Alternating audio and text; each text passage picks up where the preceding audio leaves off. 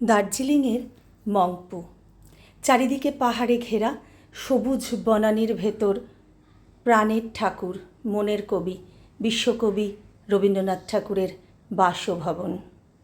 বাড়িটি আজ মিউজিয়াম।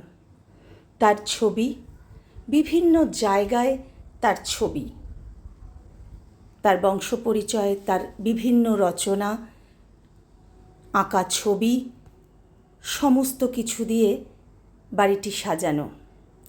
আমার ভিতর বাহিরে অন্তরে অন্তরে আছো তুমি, হৃদয়ে জুড়ে আমার ভিতর বাহিরে অন্তরে অন্তরে আছো তুমি, হৃদয়ে জুড়ে।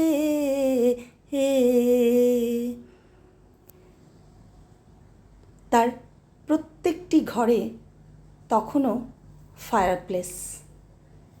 শোবার ঘরটিও, এটি তার শোবার ঘর, ফায়ারপ্লেস।